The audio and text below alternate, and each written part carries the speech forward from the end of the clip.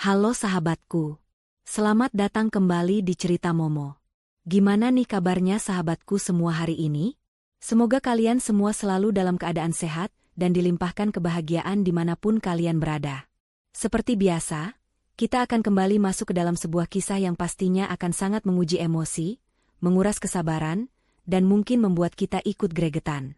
Kisah kali ini adalah tentang sebuah pengorbanan luar biasa seorang istri yang dibalas dengan air tuba. Bayangkan, sahabatku, selama 5 tahun penuh, seorang istri rela banting tulang, membiayai suaminya kuliah kedokteran hingga lulus. Namun, tepat di hari kelulusannya, apa yang ia dapatkan? Bukan ucapan terima kasih, melainkan sepucuk surat perceraian. Dengan sombongnya sang suami berkata, "Kita sudah tak setara lagi. Aku malu punya istri biasa sepertimu." Setelah bercerai, sang istri pun menghilang tanpa jejak. Tapi, 1 tahun kemudian, sang mantan suami yang sudah menjadi dokter itu justru panik bukan main mencarinya. Apa yang sebenarnya terjadi padanya? Nah, sebelum kita bongkar ceritanya lebih dalam, yuk, seperti biasa, dukung terus channel Cerita Momo. Bagi yang belum, jangan lupa tekan tombol like-nya dulu ya. Pastikan kalian juga sudah subscribe dan menyalakan lonceng notifikasinya, biar kalian gak ketinggalan cerita-cerita terbaru yang paling seru dari kami. Sambil menunggu, absen dulu yuk. Momo ingin tahu kalian nonton dari mana aja nih. Ketik di kolom komentar nama kalian, asal kota kalian, dan jangan lupa ketik hadir, ya. Sudah? Terima kasih banyak sahabatku. Baiklah, tanpa berlama-lama lagi, mari kita masuk ke dalam kisahnya. Tepuk tangan riuh rendah membahana di dalam aula universitas yang megah pagi itu. Di antara kerumunan keluarga yang berbahagia, Weni duduk dengan perasaan haru yang membuncah. Ia mengusap pelan ujung matanya yang basah, berusaha agar air matanya tidak tumpah. Ia memandang ke arah panggung, di mana Ricky, suaminya, berdiri tegak dengan jubah wisuda dan topi toga, memegang ijazah dokter yang baru saja diserahkan dekan. 5 tahun. 5 tahun penantian, pengorbanan, dan kerja keras yang tak terbayangkan akhirnya terbayar lunas hari ini. Weni tersenyum, senyum tulus yang terasa sedikit kaku karena kelelahan yang menahun. Ia menatap tangannya sendiri yang sedikit kasar, tangan yang sudah 5 tahun ini tak pernah lagi merasakan kemewahan perawatan. Tangan yang sibuk mengaduk adonan kue pesanan di subuh hari, tangan yang mengetik laporan lembur di kantor administrasinya, dan tangan yang memijat punggung Ricky saat suaminya itu mengeluh lelah belajar hingga larut malam. Weni rela melakukan 2 pekerjaan sekaligus, menjual perhiasan warisan ibunya, dan menahan segala keinginannya sendiri, semua demi satu impian, melihat Ricky memakai jas putih itu. Di sampingnya, Bu Leni, ibu Ricky sekaligus mertuanya, memasang wajah paling bangga. "Anakku, Ricky Pratama, sudah resmi jadi dokter hebat," seru Bu Leni pada tamu di sebelahnya, yang dibalas dengan ucapan selamat. Bu Leni tampak begitu anggun dengan kebaya mahal dan sanggul yang rapi. Ia melirik sekilas ke arah Weni yang hanya memakai batik sederhana. Sejak dulu, Bu Leni memang tidak pernah menyembunyikan fakta bahwa ia tidak terlalu menyukai Weni, yang dianggapnya berasal dari keluarga biasa dan tidak sepadan dengan Ricky yang ia anggap berotak cemerlang. Namun Weni tidak peduli. Baginya, cinta Ricky sudah cukup. Acara wisuda selesai. Ricky menghampiri mereka dengan senyum lebar, namun senyum itu lebih banyak ditujukannya kepada Bu Leni. Ia memeluk ibunya dengan erat. "Bu, Ricky berhasil," ujarnya. "Pasti, Nak. Ibu selalu tahu kamu hebat," balas Bu Leni, menepuk-nepuk punggung Ricky. Weni mendekat, berusaha memeluk suaminya. "Selamat ya, Mas." Akhirnya, Ricky sedikit kaku menerima pelukan Weni. Ia melepaskannya dengan cepat. "Iya, terima kasih. Nanti malam kita makan di restoran mewah yang baru buka itu ya. Aku sudah pesan tempat. Kita rayakan," kata Ricky, namun matanya tidak menatap Weni. Hati Weni sedikit tergores oleh sikap dingin itu, tapi ia berusaha memakluminya. Mungkin Ricky hanya lelah atau terlalu bersemangat. "Tentu, Mas. Apapun untukmu," jawab Weni lembut. Malam harinya, mereka bertiga duduk di sebuah restoran mewah dengan pemandangan kota yang gemerlap. Weni merasa sedikit canggung. Ini adalah tempat termahal yang pernah ia datangi. Ia melihat Ricky, yang sudah berganti pakaian dengan kemeja bermerek yang tampak mahal, duduk dengan sangat percaya diri. Bu Leni tak henti-hentinya memotret Ricky dan mengunggahnya ke media sosial. Akhirnya, perjuangan kita semua selesai ya, Mas. Setelah ini, kita bisa memulai hidup baru, ucap Weni, mencoba membuka percakapan hangat. Bu Leni yang mendengar itu tertawa kecil. Perjuangan Ricky, Weni. Anakku memang pekerja keras. Sekarang dia dokter, tentu saja hidupnya akan baru. Dia pantas mendapatkan yang terbaik. Weni terdiam mendengar sindiran itu. Ia menatap Ricky, menunggu suaminya membelanya, mengatakan bahwa ini adalah perjuangan mereka berdua. Tapi Ricky hanya diam, sibuk melihat-lihat menu. Setelah memesan makanan, suasana menjadi hening sejenak. Ricky berdeham. Ia menatap Weni, kali ini dengan tatapan yang sulit diartikan. Dingin, datar, dan ada sesuatu yang asing di sana. Weni, ada yang mau aku bicarakan, kata Ricky. Iya, Mas. Weni menatap suaminya penuh harap. Ricky merogoh tas kerjanya yang baru, mengeluarkan sebuah amplop coklat tebal, dan meletakkannya di atas meja, tepat di depan Weni. Weni mengerutkan kening. Apa ini, Mas? Surat panggilan kerja dari rumah sakit? Bu Leni yang duduk di sebelah Ricky, tersenyum miring. Senyum yang membuat Weni tiba-tiba merasakan firasat buruk. Ricky menggeleng pelan. Bukan. Buka saja. Tangan Weni sedikit gemetar saat meraih amplop itu. Ia membukanya perlahan. Matanya membaca beberapa baris pertama dari surat resmi itu. Jantungnya serasa berhenti berdetak. Restoran mewah itu terasa berhenti berputar. Suara denting sendok dan garpu di meja lain terdengar menjauh. Di sana, tertulis dengan jelas, surat gugatan perceraian. Weni mengangkat wajahnya, menatap Ricky dengan nanar. Bibirnya bergetar. Mas ini bercanda, kan? Ini lelucon apa? Ini kan hari wisudamu? Ricky menarik napas panjang. Wajahnya mengeras, seolah topeng kebahagiaan yang ia pakai seharian tadi sudah dilepas. Aku serius, Weni. Kita sudah tidak bisa lanjut. Tapi, kenapa? Apa salahku, Mas? 5 tahun aku? Suara Weni tercekat. Justru itu, potong Ricky cepat, nadanya tajam. 5 tahun ini sudah cukup. Sekarang aku sudah jadi dokter. Aku punya masa depan cerah. Aku butuh pendamping yang selevel, yang bisa kubawa ke pertemuan penting, yang bisa mengimbangi status sosialku. Mata Ricky menatap Weni dari atas ke bawah, menilai batik sederhananya, menilai wajah lelahnya yang tanpa riasan mahal. Weni, kita sudah tak setara lagi, ujar Ricky, mengucapkan kalimat itu dengan begitu enteng, seolah 5 tahun pengorbanan Weni tak ada artinya sama sekali. Aku malu punya istri biasa sepertimu. Bagai disambar petir di siang bolong. Kepala Weni terasa pening. Hinaan itu, diucapkan oleh pria yang ia biaya hidupnya, yang ia rawat sakitnya, yang ia dukung mimpinya. Bu Leni menimpali dengan nada penuh kemenangan. Sudah dengar, kan, Weni? Ricky itu sekarang punya standar tinggi. Kamu seharusnya sadar diri dari dulu. Daripada nanti kamu hanya jadi beban dan bikin malu Ricky di lingkungan dokter. Lebih baik kalian pisah sekarang. Anggap saja gajimu selama ini sebagai amal. Air mata yang sejak tadi ditahan Weni akhirnya luruh. Bukan hanya satu tetes, tapi mengalir deras. Rasa sakit, penghinaan, dan pengkhianatan itu meremukan hatinya hingga berkeping-keping. Ia menatap Ricky, mencari sisa-sisa pria yang dulu mencintainya, namun yang ia temukan hanyalah orang asing yang angkuh. Ia menatap Bu Leni yang tersenyum puas. Weni menggigit bibirnya keras, menahan isakan yang nyaris meledak. Ia tidak akan memberi mereka kepuasan melihatnya meraung-raung di tempat umum ini. Dengan tangan gemetar hebat, ia meremas surat perceraian itu.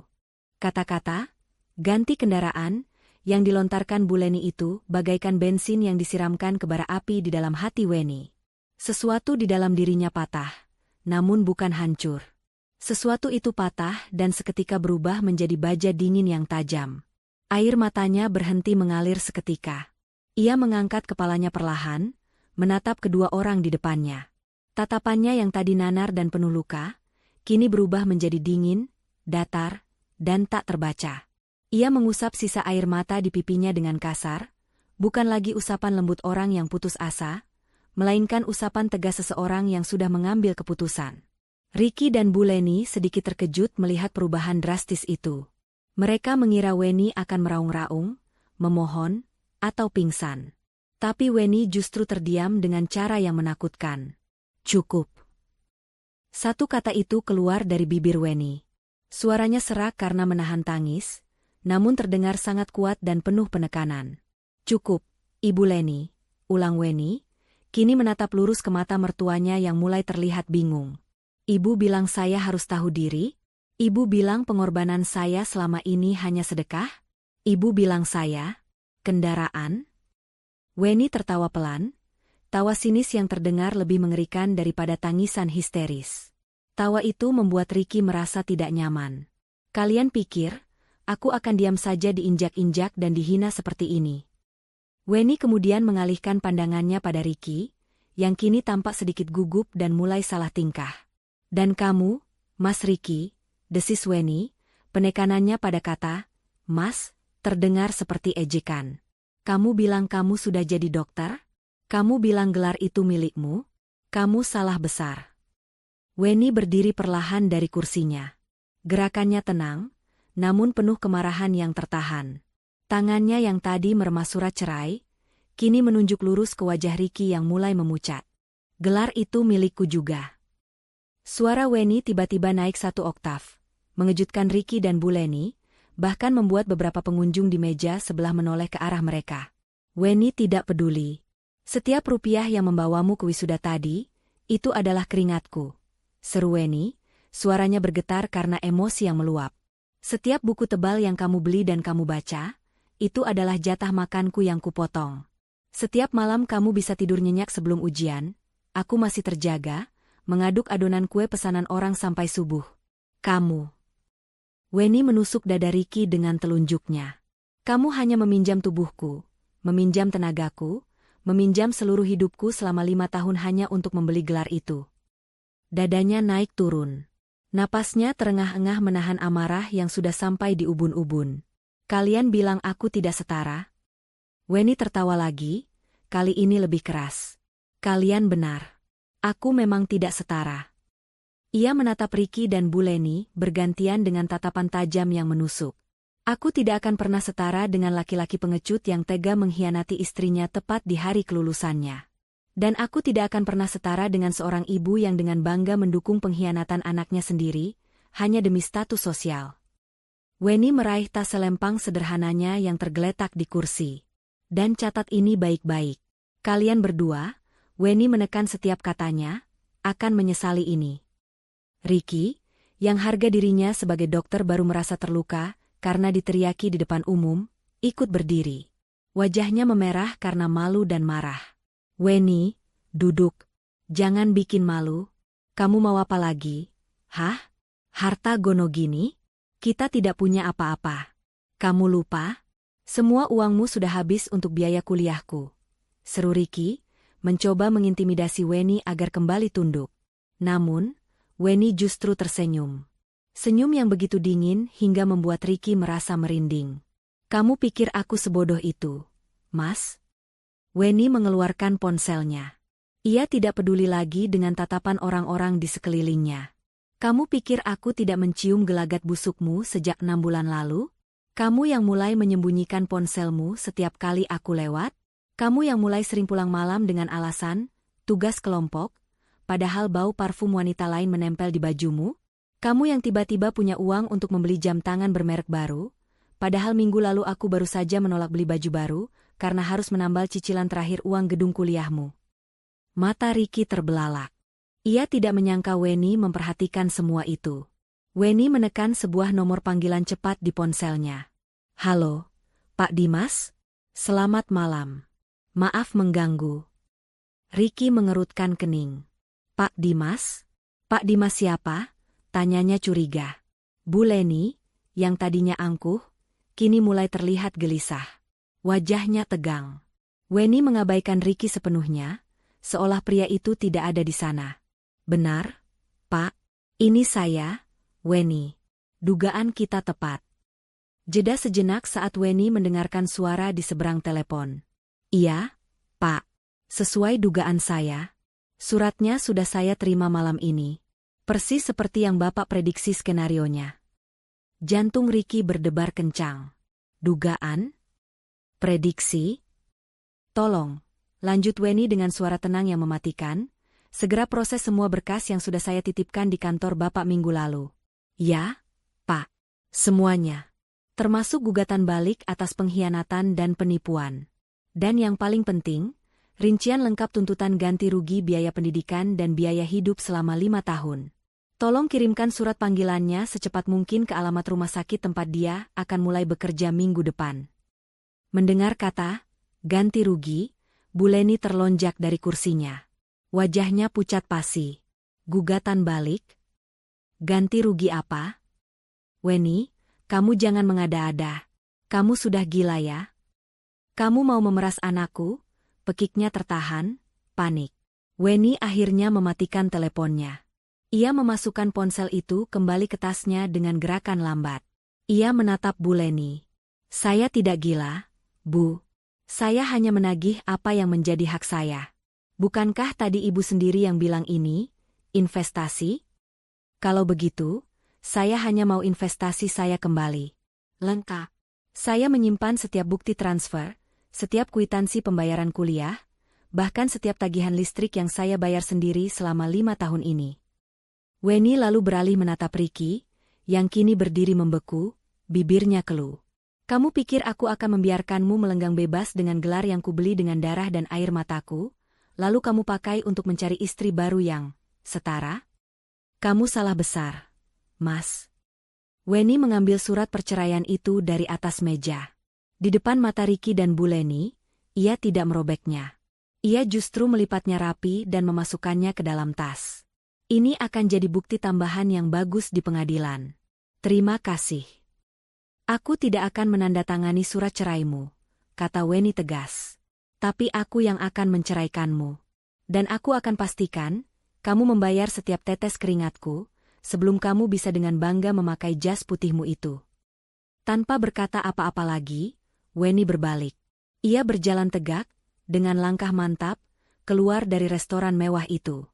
Ia meninggalkan Ricky dan Bu Leni yang membeku di meja mereka, dengan makanan mahal pesanan mereka yang bahkan belum sempat mereka sentuh. Malam itu, Weni tidak menangis lagi. Amarah yang membara telah membakar habis semua air matanya, menyisakan tekad yang membaja. Langkah Weni keluar dari restoran mewah itu terasa ringan, namun jejak kakinya seolah membara di lantai marmer yang dingin. Ia tidak menangis. Kemarahan yang begitu pekat telah membekukan air matanya. Ia berjalan cepat ke lobi, mengabaikan tatapan heran pelayan restoran yang melihatnya masuk bertiga namun keluar sendirian dengan wajah memerah. Ia langsung mencegat taksi yang lewat, menyebutkan satu alamat, apartemen Siska, sahabat satu-satunya di kota ini. Sepanjang perjalanan, Weni hanya diam mematung. Lampu-lampu kota yang gemerlap, yang seharusnya menjadi saksi perayaan kebahagiaannya, kini justru terlihat seperti ejekan yang menyakitkan. Bayangan wajah angkuh Ricky dan senyum licik Bu Leni terus berkelebat di pelupuk matanya. Kita sudah tak setara lagi. Kalimat itu, seperti paku berkarat, terus-menerus menusuk telinganya.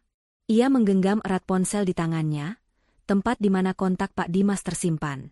Ia tidak akan membiarkan penghinaan ini menjadi akhir dari segalanya.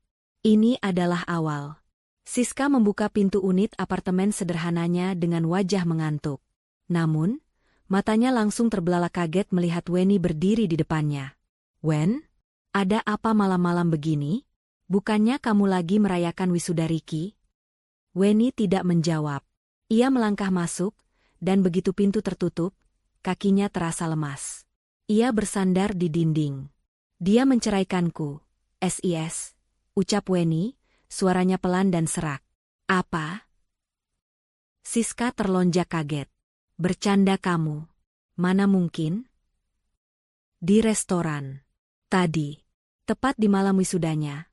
Weni mengulang, suaranya mulai bergetar. Siska segera memeluk sahabatnya. Di pelukan Siska, barulah pertahanan Weni runtuh. Namun, Itu bukan tangisan putus asa. Itu adalah tangisan kemarahan yang meluap-luap. Ia menceritakan semuanya, kata demi kata, hinaan Bu Leni, keangkuhan Ricky, dan surat perceraian itu. Bajingan. Benalu tidak tahu diri. Maki Siska, tangannya terkepal. Dan mertuamu itu, manusia atau iblis. Aku bilang juga apa dari dulu, Wen? Mereka cuma manfaatin kamu. Aku tahu, desis Weni, melepaskan pelukannya dan mengusap air matanya. Aku sudah menelepon pengacara. Namanya Pak Dimas. Siska tertegun. Pengacara? Sejak kapan? Sejak 6 bulan lalu, aku Weni. Sejak aku sadar Ricky mulai berubah. Sejak aku menemukan bukti transferannya ke rekening lain di luar sepengetahuanku. Aku hanya butuh bukti terakhir. Dan malam ini, dia memberikannya. Beberapa minggu kemudian, suasana di ruang mediasi pengadilan agama terasa begitu dingin dan tegang.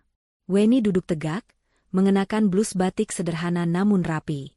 Wajahnya tenang, tanpa ekspresi. Di sampingnya, Pak Dimas, pria parubaya berkacamata dengan aura tenang namun tajam, menata berkas-berkas tebal di atas meja. Di seberang mereka, Ricky dan Bu Leni duduk gelisah. Ricky, yang baru saja akan memulai masa magangnya di rumah sakit bergengsi, tampak kusut. Bu Leni tak henti-hentinya berbisik, wajahnya pucat pasi. Surat panggilan dari Pak Dimas, yang berisi rincian gugatan balik dan tuntutan ganti rugi senilai 743 juta rupiah, telah sukses menghancurkan euforia kelulusan mereka. Mediator membuka pertemuan. Namun, sebelum Ricky atau pengacara yang baru mereka sewa sempat bicara, Pak Dimas langsung mengambil alih. Terima kasih atas waktunya. Klien saya, Weni Astuti, hadir hari ini untuk merespons gugatan cerai dari Tuan Ricky Pratama. Namun, kami menolak gugatan tersebut. Ricky mengangkat wajahnya. Apa maksudmu menolak? Bukankah Weni? Kami menolaknya, potong Pak Dimas tegas, karena klien saya yang akan mengajukan gugatan cerai. Dan kami sudah mendaftarkannya. Pak Dimas menyodorkan setumpuk berkas ke arah mediator. Gugatan cerai dengan alasan pengkhianatan, penipuan material, dan kekerasan psikis. Fitnah, seru Bu Leni, suaranya melengking. Kamu jangan mengada-ada. Pak Dimas mengabaikannya. Dan, kami juga melampirkan tuntutan ganti rugi atas seluruh biaya pendidikan dan biaya hidup yang telah dikeluarkan klien saya selama 5 tahun untuk membiayai studi kedokteran Tuan Ricky. Pak Dimas membuka binder tebal di depannya. Di sini terlampir lengkap. Bukti transfer uang semester. Kwitansi pembelian buku dan alat praktek. Bukti pembayaran sewa rumah. Hingga rincian biaya makan sehari-hari yang dikirimkan klien saya ke rekening Tuan Ricky. Totalnya, 743 juta rupiah. Mata Ricky terbelalak.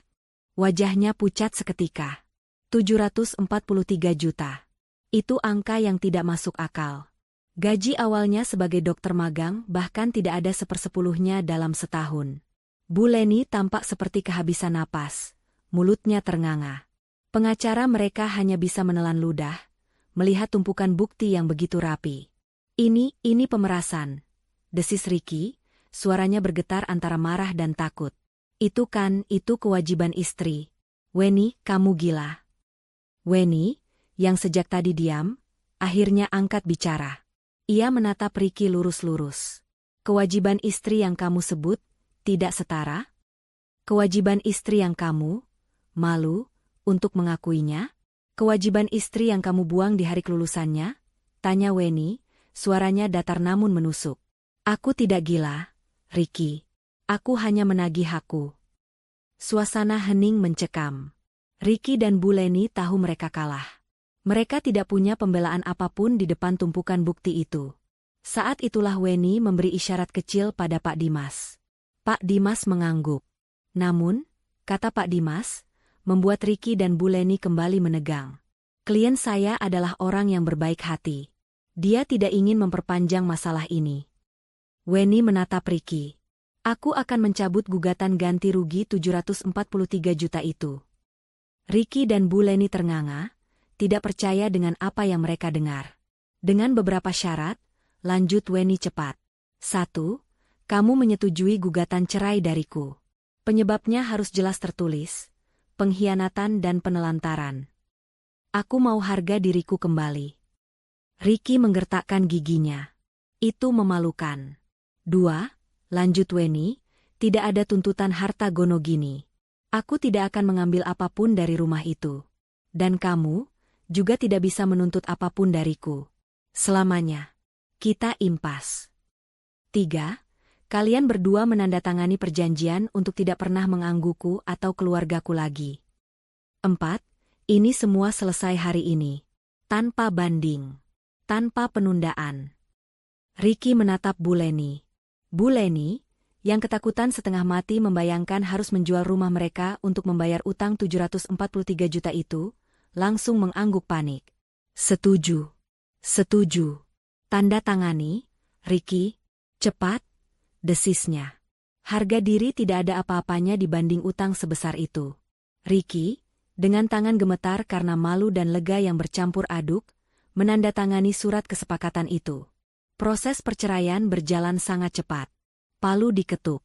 Weni resmi bebas. Ia berjalan keluar dari ruang sidang tanpa menoleh ke belakang, meninggalkan Ricky yang terduduk lemas dan Bu Leni yang menangis lega. Sore itu, Weni selesai memasukkan barang-barang terakhirnya ke dalam satu koper tua di apartemen Siska. Ia sudah menjual semua perhiasan sisa yang ia punya, mengumpulkan cukup uang untuk memulai hidup baru. Wen, kamu yakin? 743 juta itu uangmu. Kamu bisa beli apartemen baru dengan uang itu. Siska masih tidak habis pikir. Weni menutup kopernya. Aku tidak mau, SIS. Kalau aku ambil uang itu, aku akan selalu terikat pada dendam. Uang itu kotor, uang itu penuh penghinaan. Aku membayar 743 juta untuk sebuah pelajaran hidup yang mahal. Dan aku tidak mau mengulanginya. Lalu, kamu mau kemana? Weni tersenyum, senyum pertama yang benar-benar tulus setelah berminggu-minggu. Aku mau melanjutkan mimpiku yang tertunda. Aku mau kuliah lagi. Aku mau menulis. Aku masih punya otak. SIS. Aku masih punya ambisi. Weni memegang kedua bahu Siska. Aku janji padamu. Aku akan pergi dari kota ini. Aku akan menghilang dari kehidupan Ricky dan ibunya. Aku akan menggunakan semua, kekayaan, non-materiku, semua rasa sakit ini, untuk membangun sesuatu yang sangat besar. Suatu hari nanti, mereka akan mendengar namaku lagi. Dan saat itu terjadi, mereka akan sadar, siapa sebenarnya yang tidak setara. Weni memeluk Siska erat. Jaga dirimu baik-baik, SIS. Jangan beritahu siapapun aku di mana. Pasti, Wen. Kejar mimpimu. Buat mereka menyesal. Malam itu, Weni naik kereta ekonomi antar kota. Ia sengaja memilih kota kecil yang jauh, tempat tak ada seorang pun yang mengenalnya. Saat kereta mulai bergerak meninggalkan gemerlap kota yang menyakitinya, Weni menatap keluar jendela. Ia tidak menangis. Ia hanya merasakan kelegaan yang luar biasa. Ia telah menghilang, membawa satu koper, setumpuk bukti pengorbanan yang tidak ia uangkan, dan sebuah janji besar untuk dirinya sendiri. 1 tahun berganti. Waktu berjalan tanpa kompromi, mengubah nasib dan memutar roda kehidupan. Di lantai 15 sebuah rumah sakit swasta paling bergengsi di ibu kota, seorang pria muda berjalan dengan langkah tegap dan penuh percaya diri. Jas dokter putihnya licin tanpa celah, disetrika dengan sempurna. Stetoskop mahal melingkar di lehernya bukan sekadar sebagai alat, tapi sebagai simbol status. Papan nama di dadanya terukir jelas, Dr. Ricky Pratama. Dialah primadona baru di departemen bedah. Cerdas, cekatan, dan di usianya yang masih muda, ia sudah dipercaya menangani beberapa kasus operasi yang rumit. Para atasan menyukainya, para perawat muda mengaguminya, dan para pasien junior menjadikannya panutan. Ricky telah mendapatkan semua yang ia inginkan. Kehidupan lamanya bersama Weni terasa seperti mimpi buruk yang telah lama berlalu. Ia bahkan nyaris tidak pernah mengingat nama mantan istrinya itu. Jika sesekali terlintas, Ricky hanya akan menganggapnya sebagai kenangan memalukan, sebuah fase yang harus ia lalui untuk mencapai posisinya sekarang. Menceraikan Weni adalah keputusan terbaik dalam hidupku, Begitu ia sering berkata pada dirinya sendiri di depan cermin apartemen mewahnya. Weni adalah beban, kerikil di sepatu, pengingat masa lalunya yang biasa saja. Kini, ia bebas. Kebebasan itu ia rayakan dengan kemewahan. Ricky tidak lagi tinggal di rumah kontrakan sempit peninggalan ayahnya. Ia dan Bu Leni pindah ke sebuah unit apartemen mewah di pusat kota, dengan pemandangan gemerlap lampu kota yang bisa mereka nikmati setiap malam. Cicilannya? Tentu saja mencekik leher. Tapi Ricky tidak peduli. Status adalah segalanya. Ia juga mengganti motor bututnya dengan sebuah sedan BMW seri 3 terbaru berwarna hitam metalik. Mobil itu ia beli dengan cicilan kredit tenor 7 tahun, dengan bunga yang sangat tinggi. Gaji awalnya sebagai dokter di rumah sakit swasta memang besar, namun tidak sebanding dengan gaya hidup yang ingin ia pamerkan. Setiap akhir pekan, Ricky menghabiskan malam di restoran fine dining, jenis restoran yang dulu ia gunakan untuk menghina Weni. Ia membeli jam tangan bermerek, pakaian desainer, dan bergabung dengan klub golf eksklusif.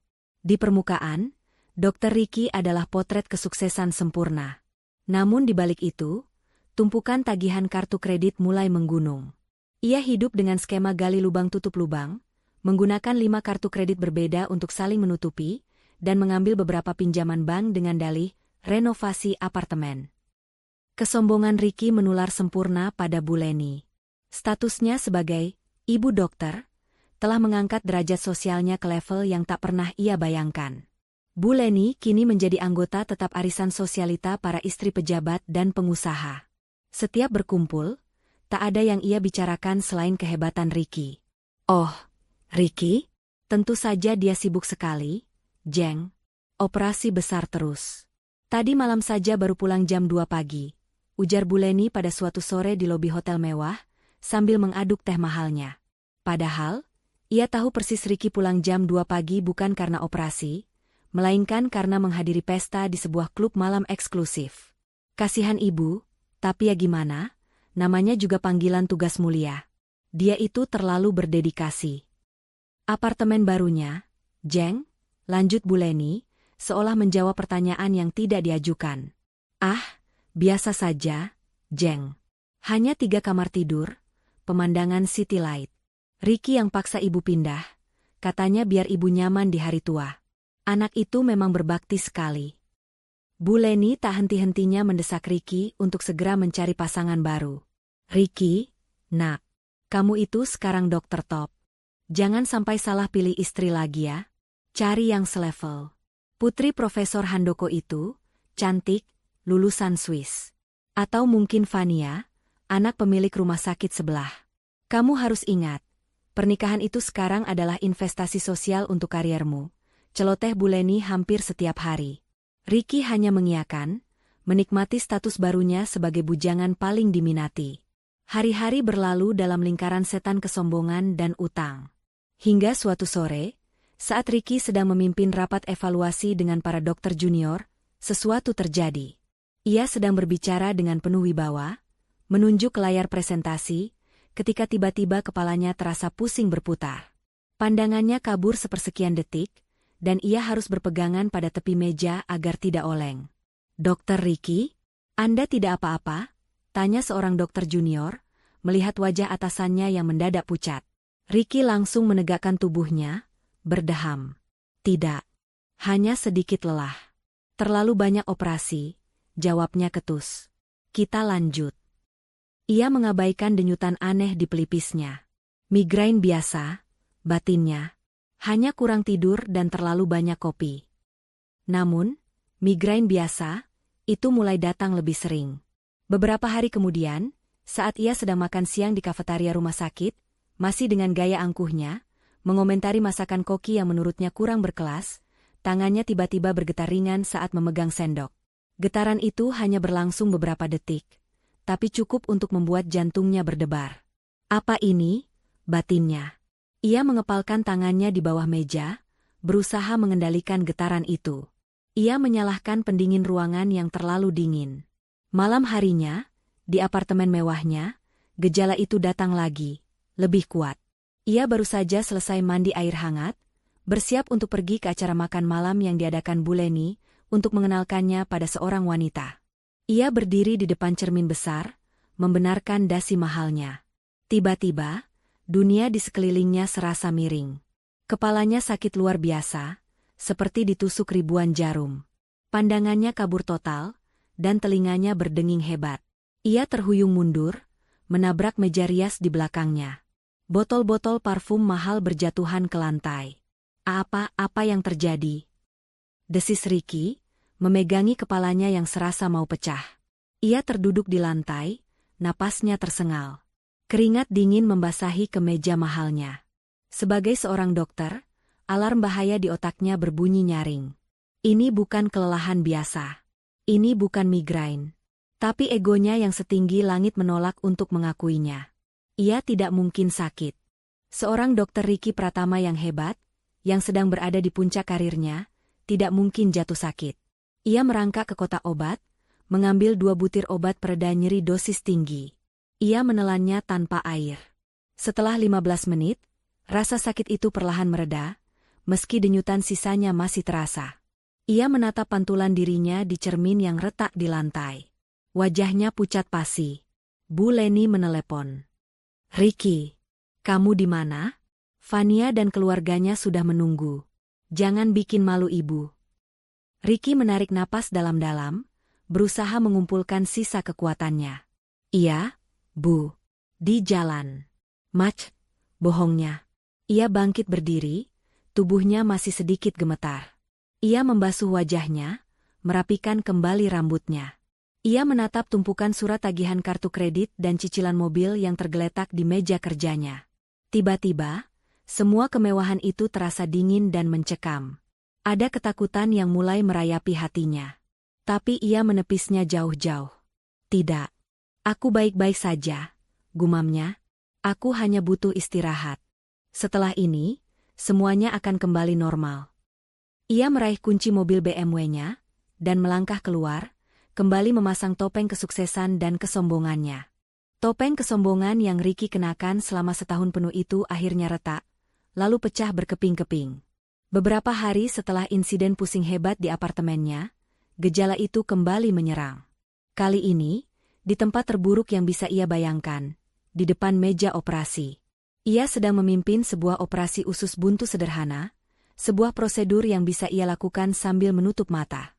Ia sudah selesai mencuci tangan, mengenakan sarung tangan sterilnya, dan baru saja akan meminta skalpel dari perawat instrumen. Tiba-tiba, tangannya bergetar.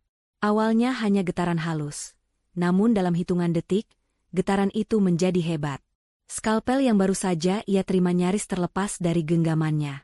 Dokter, tegur asistennya, suaranya tertahan di balik masker, matanya menyeratkan kebingungan. Waktu seolah berhenti di ruang operasi yang dingin itu. Ricky menatap tangannya sendiri dengan nanar. Ia tidak bisa menghentikannya. Keringat dingin sebesar biji jagung mulai membanjiri pelipisnya. Saya. Ia mencoba mencari alasan. Sarung tangan ini, ukurannya salah. Ganti, desisnya. Namun saat ia mencoba melepas sarung tangan itu, getarannya semakin jelas terlihat. Asisten dan para perawat saling pandang. Ricky, sang dokter bedah primadona, yang terkenal dengan tangan stabilnya, kini gemetaran seperti orang kedinginan hebat. Dokter Ricky, Anda baik-baik saja? Tanya sang asisten lagi, kini nadanya cemas. Saya bilang saya baik-baik saja, bentak Ricky. Namun ia tahu, ia tidak bisa melanjutkan. Ambil alih, perintahnya pada sang asisten dengan suara tertahan. Tiba-tiba saya merasa tidak enak badan. Asam lambung. Ia melempar skalpel itu ke meja instrumen dan bergegas keluar dari ruang operasi, meninggalkan tanda tanya besar bagi seluruh timnya. Ia merobek masker dan topi operasinya di koridor, bersandar di dinding. Napasnya memburu. Ini bukan lagi kelelahan. Ini bukan migrain.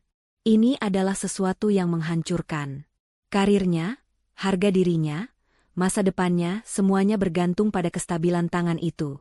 Dan tangan itu baru saja mengkhianatinya. Rumor menyebar lebih cepat daripada infeksi di rumah sakit. Dokter Ricky gemetaran saat operasi.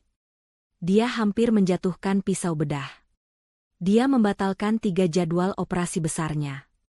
Ricky mengunci diri di ruangannya, menolak semua panggilan. Egonya hancur lebur.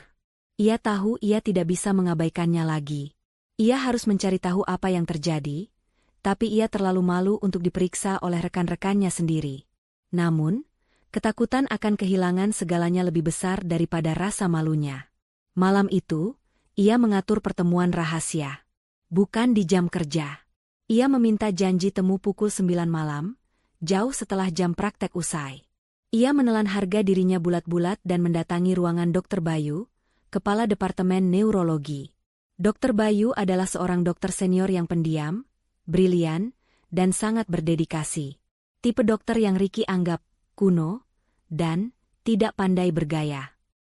Ironisnya, kini nasib Ricky ada di tangan Dr. Bayu. Malam, Ricky. Ada apa? Sapa Dr. Bayu tenang, menatap Ricky yang masuk ke ruangannya seperti pencuri. Dok, Ricky menelan ludah. Jas dokternya ia tinggalkan di mobil.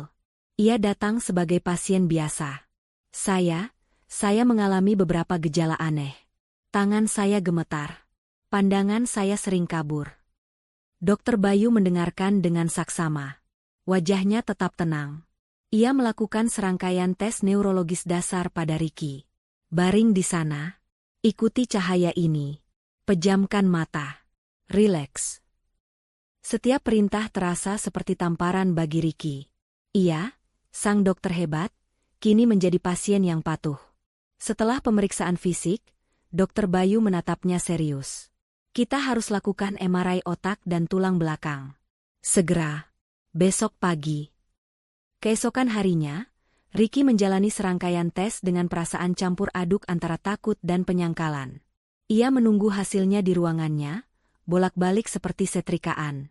Bu Leni meneleponnya berkali-kali, mengeluh mengapa Ricky tidak mengajaknya makan malam di Hotel Bintang 5. Ibu bosan di apartemen terus. Ricky, apa gunanya punya anak dokter sukses kalau hidup ibu begini-begini saja? Aku sibuk, Bu, bentak Ricky, lalu menutup teleponnya. Ponselnya berdering lagi. Kali ini dari Dr. Bayu. Hasilnya sudah keluar. Ricky, bisa ke ruangan saya sekarang? Jantung Ricky serasa menciut. Dengan langkah berat, ia berjalan ke ruangan Dr. Bayu. Dokter senior itu sudah menunggunya. Di layar komputer besar di belakang mejanya, terpampang hasil MRI Ricky. Dr. Bayu tidak berbasa-basi. Ricky, duduklah. Dr. Bayu memutar layarnya. Lihat ini, tunjuknya pada beberapa titik putih abnormal di sumsum tulang belakang dan saraf optik Ricky. Ini bukan tumor. Ini juga bukan stroke. Lalu apa?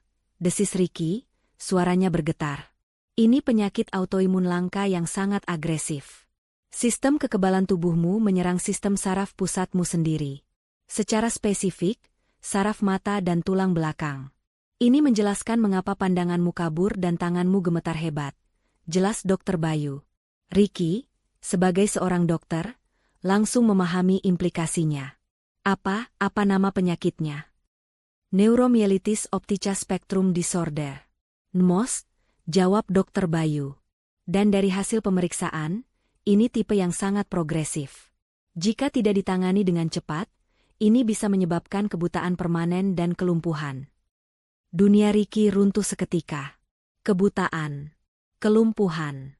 Kata-kata itu berdengung di telinganya. Tapi bisa diobati, kan? Dok, pasti bisa. Kita punya obat imunosupresan terbaik. Seru Ricky panik, naluri dokternya berganti dengan kepanikan pasien. Dr. Bayu menggeleng pelan. Pengobatan di sini hanya untuk memperlambat, Ricky. Tidak untuk menghentikan atau memulihkan kerusakan yang sudah terjadi. Mengingat profesimu sebagai dokter bedah, kita butuh solusi radikal. Apa? Apa solusinya? Katakan. Transplantasi sel punca. Hematopoietic Stem Cell Transplantation, atau HSCT. Kita, reset, sistem imunmu. Ini satu-satunya harapanmu untuk bisa memegang skalpel lagi. Harapan Ricky sedikit menyala. Baik, lakukan. Kapan bisa dijadwalkan? Dr. Bayu menghela napas panjang. Inilah bagian terberatnya. Prosedur itu tidak tersedia di Indonesia untuk kasus autoimun seperti ini. Kamu harus melakukannya di luar negeri. Singapura atau Jerman. Jantung Ricky berdebar lagi. Biaya. Berapa biayanya? Dokter Bayu menatap Ricky dengan sorot mata prihatin. Estimasi kasarnya, untuk seluruh prosedur, akomodasi medis, dan pemulihan awal, kamu butuh sekitar 3 miliar rupiah. 3 miliar rupiah. Angka itu seperti godam tak terlihat yang menghantam ulu hati Ricky. Napasnya tercekat. 3 miliar. Dia bahkan tidak punya 30 juta di tabungannya. Semua gajinya habis untuk membayar cicilan BMW, cicilan apartemen mewah, kartu kredit Buleni, dan gaya hidup palsunya. Asuransiku? Tanya Ricky lirih, berharap ada keajaiban. Dokter Bayu membuka map lain. Asuransi korporat kita hanya menanggung penyakit kritis yang terdaftar. Penyakitmu masuk kategori langka. Dan prosedur HSCT untuk autoimun masih dianggap eksperimental oleh banyak perusahaan asuransi. Paling banyak, mereka hanya akan menanggung biaya diagnosis dan pengobatan awal di sini. Mungkin sekitar 300 juta. Tidak. Ricky menggelengkan kepalanya, tidak percaya. Tidak mungkin. 3 miliar. Ia tertawa. Tawa kering yang terdengar seperti tangisan. Dokter Ricky Pratama. Sang primadona bedah. Yang menghina istrinya karena tidak setara. Kini ia duduk di sini, bangkrut total, dan divonis penyakit langka yang mengancamnya menjadi buta dan lumpuh. Ricky keluar dari ruangan Dokter Bayu dengan langkah gontai. Ia sampai di apartemennya. Buleni sedang asyik menonton televisi di ruang tengah yang mewah. Ricky, akhirnya kamu pulang. Ibu sudah pesan makan malam mahal, pakai kartu kreditmu. Ayo makan. Ricky menatap ibunya dengan pandangan kosong. Aku sakit, Bu, katanya lirih. Sakit apa? Flu? Makanya jangan. Bukan flu, bentak Ricky, suaranya meledak. Aku sakit parah. Aku butuh operasi di luar negeri. Biayanya 3 miliar. Sendok yang dipegang Buleni jatuh ke piring porselen mahalnya. 3 miliar? Kamu bercanda, kan, Ricky? Uang dari mana? Kita baru saja bayar down payment mobil barumu. Aku tidak bercanda, Bu, teriak Ricky, kepanikan akhirnya menguasai dirinya sepenuhnya. Aku bisa buta. Aku bisa lumpuh. Karierku hancur. Dan kita tidak punya uang. Kita tidak punya apa-apa. Kita bangkrut, Bu, bangkrut. Malam itu, di apartemen mewah yang cicilannya masih puluhan tahun, Dokter Ricky Pratama yang sombong itu akhirnya menangis meraung-raung seperti anak kecil, bukan karena takut penyakitnya, tapi karena ia sadar ia tidak punya uang sepeser pun untuk menyelamatkan hidup dan harga dirinya. Kepanikan adalah ruangan kedap suara. Ricky dan Buleni kini terperangkap di dalamnya. Teriakan Ricky, kita bangkrut, menggema di apartemen mewah mereka, memantul di dinding marmer impor dan furnitur mahal yang belum lunas, lalu kembali menghantam mereka dengan keheningan yang memekakan. Buleni, yang wajahnya pucat pasi, adalah yang pertama memecah keheningan itu. Tapi bukan dengan tangisan simpati untuk anaknya. Tidak mungkin. Desis Buleni, suaranya gemetar. Ia tidak menatap Ricky yang terduduk lemas di lantai. Ia menatap sekelilingnya, lukisan abstrak mahal di dinding, lampu kristal gantung, televisi layar datar 80 inci. Kita tidak mungkin bangkrut. Ricky, apartemen ini, mobilmu, tas-tas ibu, ini semua? Ricky tertawa. Tawa kering yang terdengar seperti rintihan orang sekarat. Inilah masalahnya, Bu. Ini semua ilusi. Ia bangkit berdiri, menendang meja kopi dari kaca di depannya hingga bergeser berdecit. Apartemen ini? Ini KPR 20 tahun, Bu. Kita baru bayar cicilan 10 bulan. Nilai jualnya sekarang jauh di bawah sisa pokok utang kita di bank. Kalau kita jual, kita masih utang ratusan juta. Mobilmu. Mobil BMW Mu yang selalu ibu banggakan di arisan. Buleni masih mencoba menyangkal. Mobil itu. Ricky mengusap wajahnya kasar. Itu kredit 7 tahun. Bu, 7. Bunganya mencekik. Kalaupun laku dijual sekarang, uangnya tidak akan cukup untuk menutupi sisa utangnya. Kita tidak punya apa-apa. Kita hanya punya utang. Utang di mana-mana. Napas Bu Leni tercekat. Ia teringat tas-tas bermerek yang ia koleksi di lemarinya. Jantungnya mencelos. Nyaris separuhnya adalah barang KW super kualitas tertinggi. Dibeli agar bisa tetap bergaya di arisan sosialitanya tanpa harus menguras kartu kredit Ricky lebih dalam. Mereka benar-benar hidup dalam kebohongan. Lalu bagaimana? 3 miliar. Bu Leni akhirnya terduduk lemas di sofa mahal itu. Teman-teman ibu? Ya, teman arisan ibu. Jeng Ratna, suaminya Dirjen. Jeng Vina, suaminya pengusaha tambang. Mereka pasti bisa bantu. Mereka tidak mungkin membiarkan ibu menderita. Harapan palsu itu menyala sekejap. Bu Leni meraih ponselnya. Dengan tangan gemetar, ia menelepon Jeng Ratna. Telepon diangkat dengan nada ceria. Halo Jeng Leni. Tumben malam-malam. Jeng Ratna, tolong ibu tolong. Bu Leni langsung menangis histeris. Ricky sakit keras. Jeng, dia butuh operasi 3 miliar rupiah. Ibu mohon, Jeng pinjami ibu dulu. Terdengar keheningan sejenak di seberang sana. Nada ceria itu langsung lenyap. 3 miliar? Astaga, Jeng. Banyak sekali. Aduh, maaf ya, Jeng. Ini bapak lagi rapat penting di luar negeri, nggak bisa diganggu. Saya juga lagi sibuk sekali urus acara amal. Nanti saya kabari lagi ya, Jeng. Klik. Telepon ditutup. Bu Leni tertegun. Ia mencoba menelepon lagi. Nomornya sibuk. Ia menelepon Jeng Vina. Ditolak. Ia menelepon lagi. Ditolak lagi. Ia menelepon Jeng Sari. Jawabannya sama. Aduh, Jeng, kami juga lagi butuh dana untuk renovasi. Satu persatu, teman-teman sosialitanya yang dulu memujinya, kini menghindarinya seperti wabah. Bu Leni melempar ponselnya ke sofa. Mereka semua bohong. Mereka jahat. Ricky menatap ibunya dengan pandangan muak. Ibu baru sadar? Mereka hanya teman ibu saat ibu bisa pamer. Sama seperti teman-temanku. Kini giliran Ricky. Ia tidak bisa mengandalkan ibunya. Ia harus bergerak sendiri. Tapi harga dirinya sebagai dokter hebat melarangnya untuk mengemis. Ia mencoba menelepon beberapa rekan dokter yang ia anggap dekat. Halo, Van. Ganggu malam-malam? Ricky menelepon Dokter Ivan, sesama dokter bedah. Oh, halo, Dokter Ricky. Tumben sekali. Ada apa?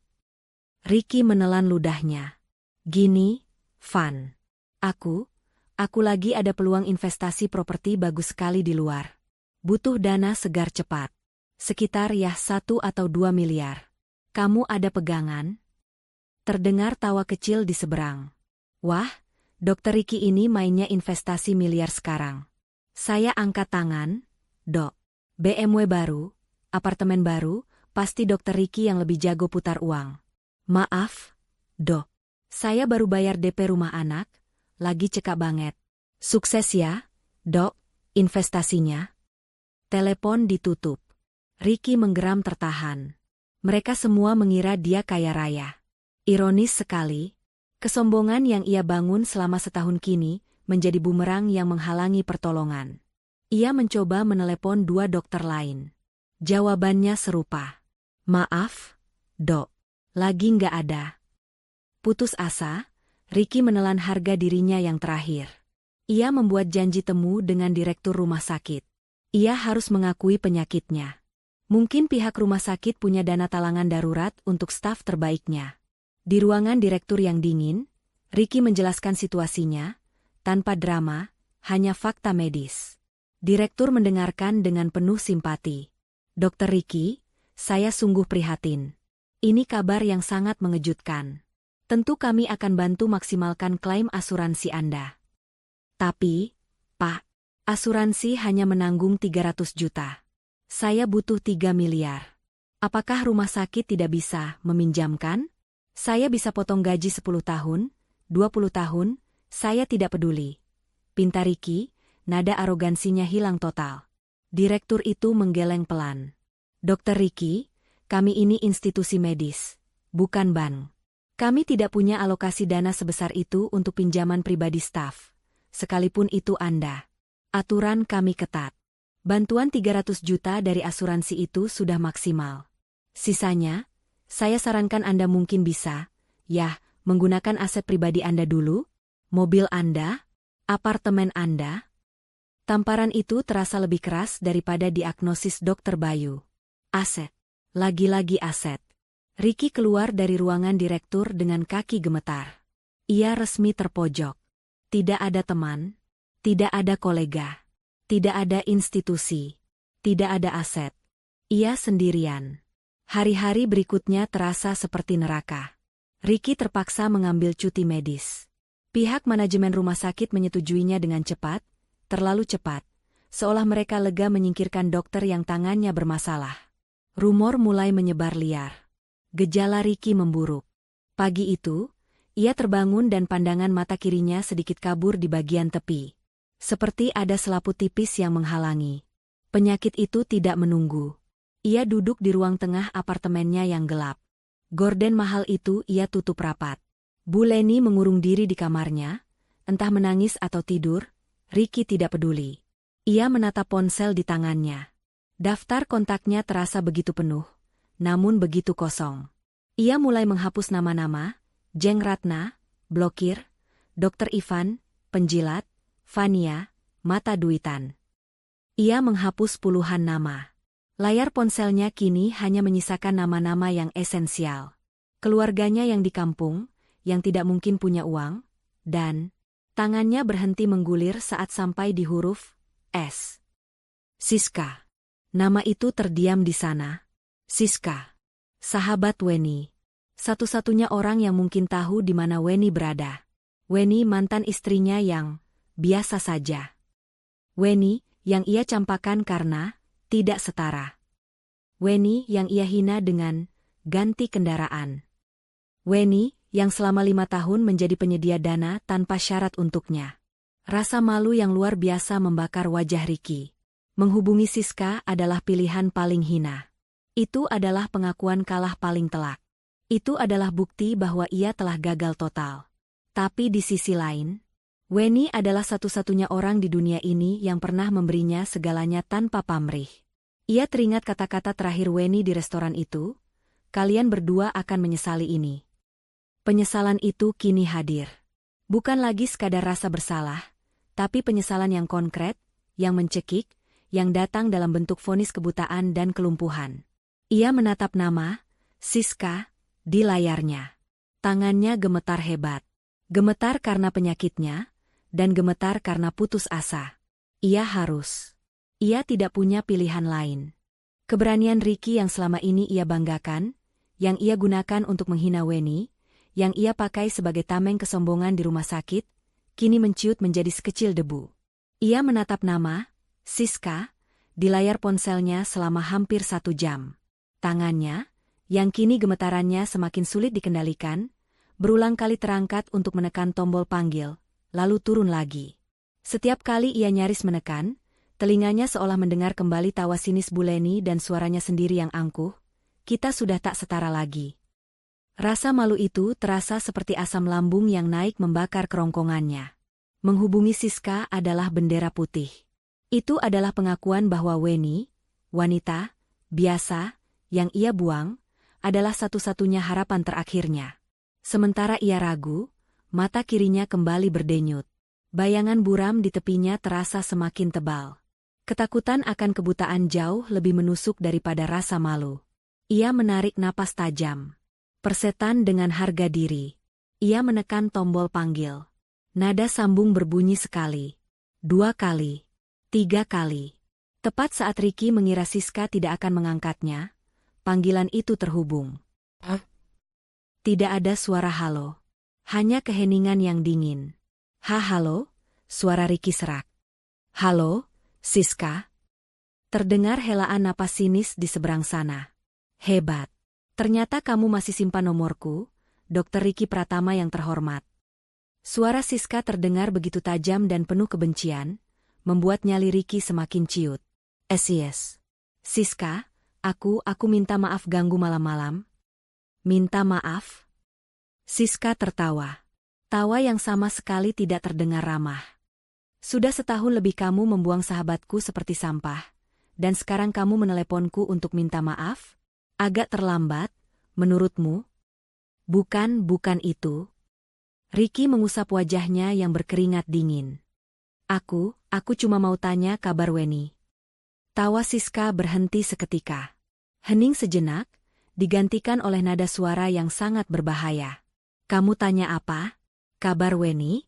Setelah setahun kamu tidak peduli dia hidup atau mati? Kamu serius? Otakmu yang sudah jadi dokter itu masih berfungsi, kan? Siska, tolong. Ricky memohon, nada arogansinya hilang total, berganti dengan keputusasaan yang kentara. Aku benar-benar perlu bicara dengannya. Ini penting. Ini soal hidup dan mati. Hidup dan mati. Siska mendengus. Hidup dan mati siapa? Kamu? Kenapa? Uangmu habis? Mau minta dibiayai lagi untuk sekolah spesialis? Atau mungkin, kamu sakit? Kamu kena karma, Ricky? Tebakan Siska yang tepat sasaran itu terasa seperti tamparan keras. Ricky terdiam, tidak bisa membantah. Aku tahu, seru Siska, suaranya naik. Pasti kamu kena masalah, kan? Sudah kuduga. Kamu dan ibumu itu benalu. Kalian pikir Weni itu bank berjalan yang bisa kalian datangi setiap kali kalian butuh uang? Bukan begitu, SIS. Tolong dengarkan aku. Ricky mulai panik. Aku tidak mau dengar apa-apa, potong Siska. Dengar ya, Ricky. Weni sudah bahagia. Dia sudah membangun hidupnya lagi dari nol, hidup yang kamu hancurkan. Dia sudah melupakan benalu parasit seperti kamu dan ibumu. Jangan pernah berani ganggu dia lagi. Dan jangan pernah hubungi aku lagi. Klik. Telepon ditutup. Ricky menatap layar ponselnya dengan nanar. Siska, tunggu. Ia mencoba menelepon lagi. Nomornya langsung sibuk. Siska memblokirnya. Ricky melempar ponselnya ke sofa. Sialan. Ia berjalan mondar-mandir di ruang tengahnya yang gelap. Putus asa. Siska adalah satu-satunya jalannya. Dan jalan itu baru saja ditutup. Bu Leni keluar dari kamarnya dengan wajah sembab. Gimana, Ricky? Dapat pinjaman? Diam, Bu, bentak Ricky. Ini semua juga gara-gara ibu. Kalau ibu tidak terus meracuniku, mungkin Weni masih mau memaafkanku. Kenapa jadi salah ibu? Bu Leni tidak terima. Kamu yang menginginkannya. Kamu yang bilang malu. Pertengkaran itu tidak ada gunanya. Ricky kembali meraih ponselnya. Ia tidak bisa menelepon.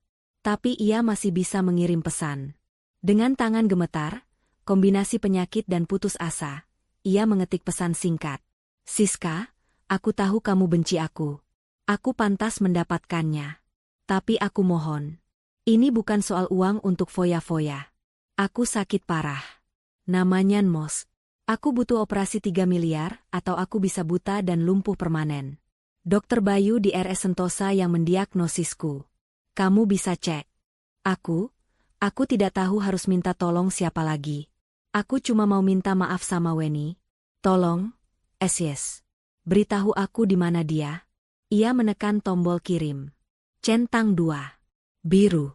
Siska membacanya. Ricky menunggu. 5 menit. 10 menit. 30 menit. Tidak ada balasan. Harapannya padam.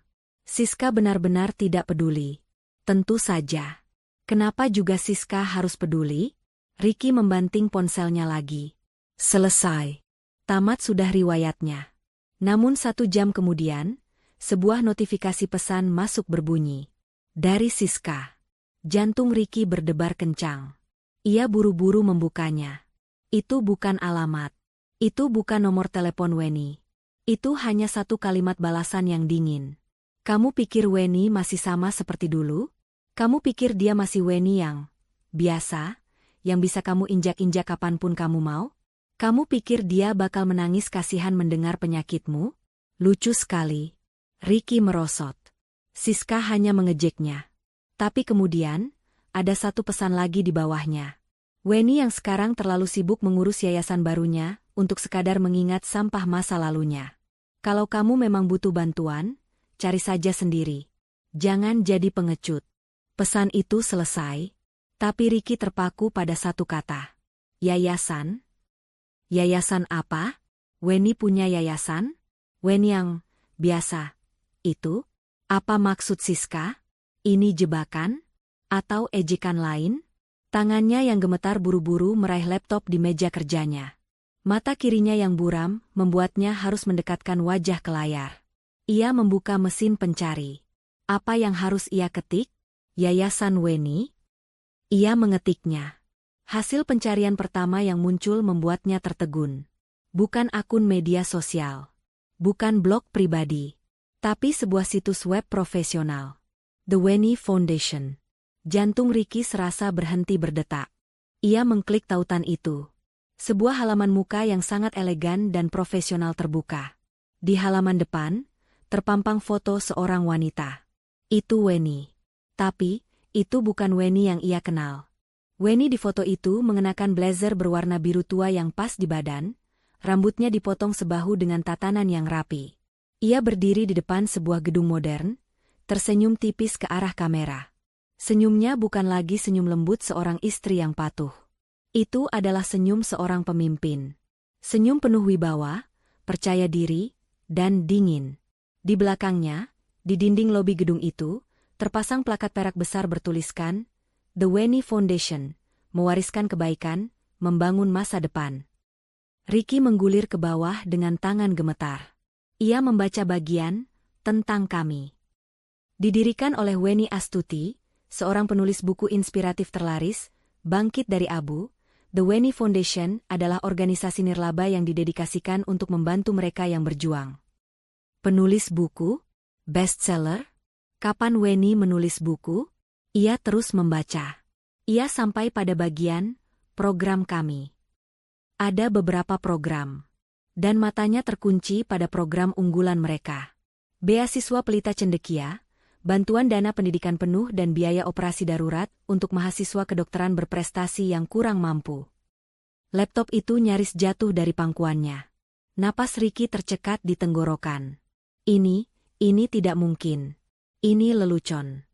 Ini mimpi buruk. Weni, mantan istrinya yang ia hina karena tidak setara, kini adalah pendiri sebuah yayasan besar yang fokus membiayai mahasiswa kedokteran dan biaya operasi darurat. Ironi ini begitu menusuk, begitu brutal, hingga Ricky merasa mual. Ia buru-buru mencari berita tentang Weni. Ia menemukan puluhan artikel. Wawancara di majalah bisnis. Wawancara di acara bincang-bincang pagi hari. Wajah Weni ada di mana-mana. Weni Astuti, mengubah patah hati menjadi aksi nyata. Dari royalti buku miliaran, Weni Foundation siap cetak ratusan dokter baru. Ricky menatap layar laptopnya, lalu menatap tumpukan surat tagihan utang di mejanya. Ia memegangi mata kirinya yang mulai berdenyut sakit. Siska benar. Weni sudah bukan Weni yang dulu. Dia adalah seseorang yang jauh di luar jangkauannya. Dia adalah seseorang yang memegang kunci untuk semua masalahnya. Dan dia adalah orang yang paling Ricky sakiti di dunia ini. Layar laptop itu masih menyala, memancarkan cahaya kebiruan yang dingin di ruang tengah apartemen yang gelap. Wajah Weni yang tersenyum penuh wibawa dari halaman situs, The Weni Foundation, terasa seperti tamparan yang lebih keras daripada diagnosis Dr. Bayu. Ricky tidak tidur semalaman. Ia hanya duduk membeku, menggenggam hasil MRI-nya di satu tangan, sementara tangan lainnya gemetar tak terkendali.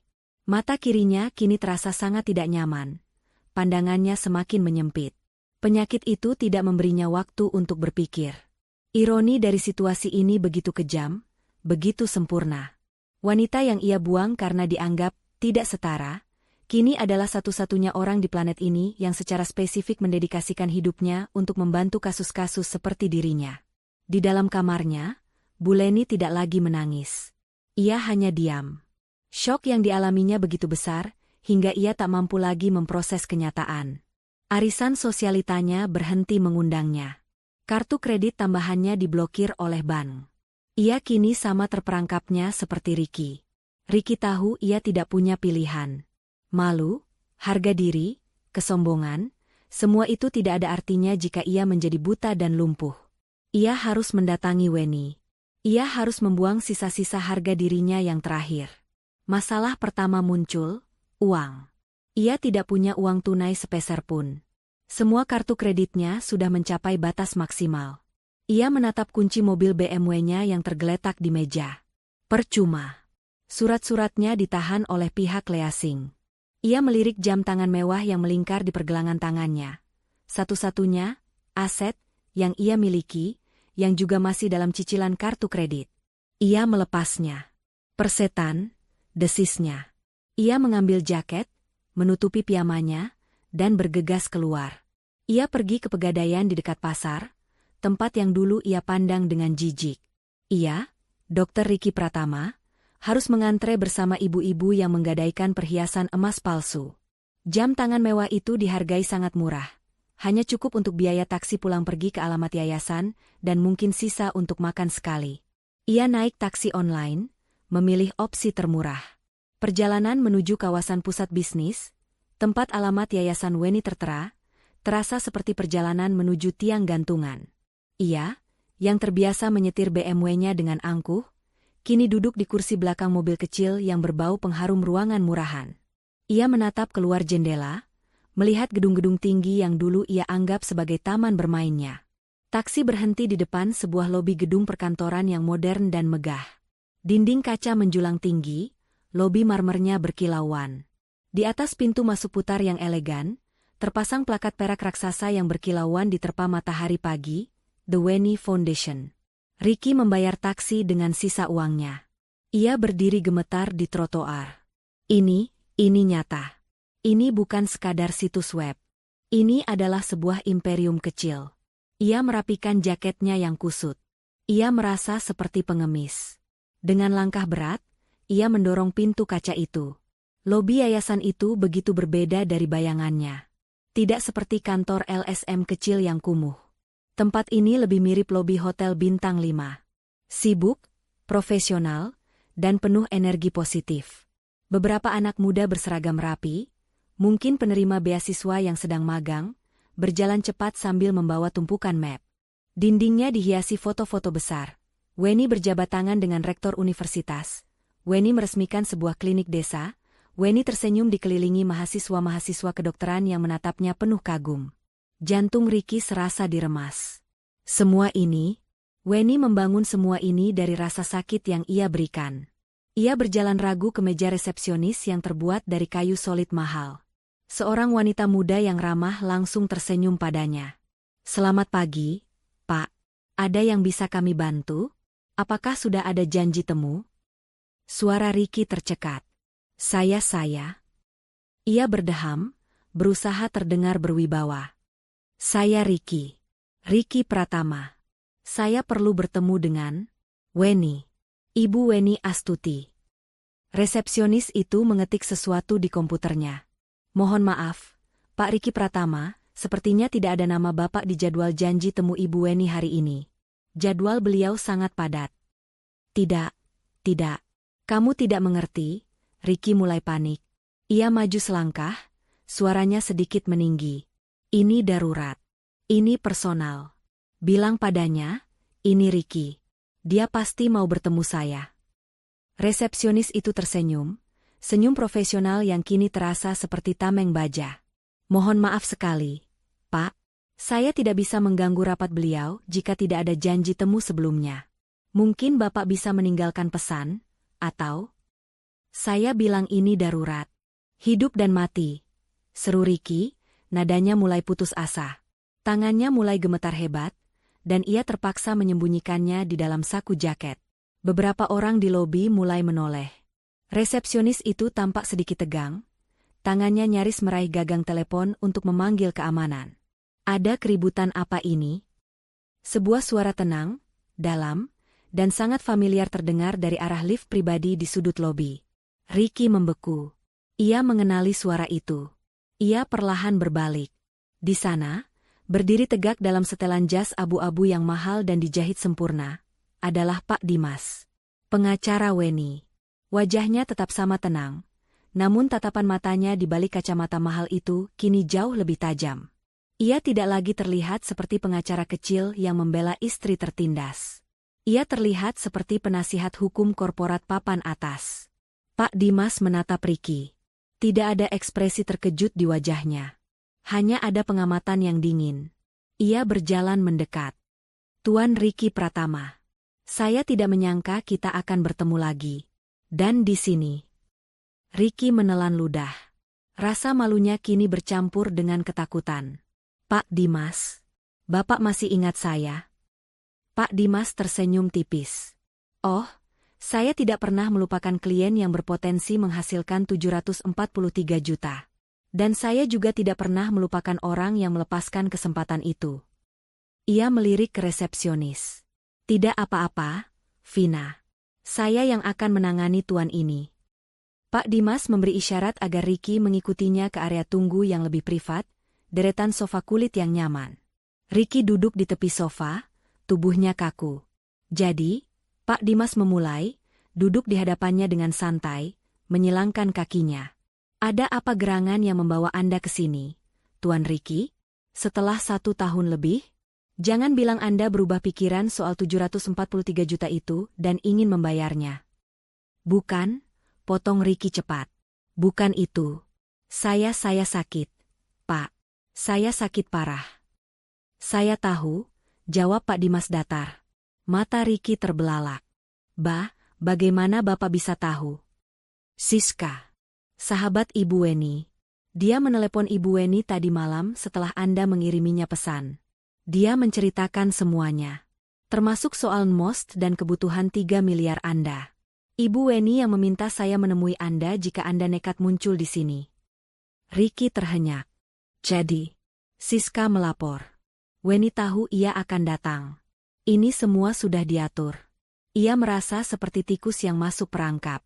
Jadi, Weni di mana dia? Desis Ricky, harapan mulai bercampur dengan ketakutan. Dia mau membantuku, kan? Dia pasti masih peduli. Pak Dimas tidak menjawab. Ia hanya menatap Ricky dengan pandangan yang sulit diartikan. Ia lalu mengulurkan tangan ke meja kopi di antara mereka, mengambil sebuah brosur tebal dan mengilap dari tumpukan rapi. Itu adalah brosur resmi, The Weni Foundation. Pak Dimas tidak mengatakan apa-apa. Ia hanya menyodorkan brosur itu ke arah Ricky.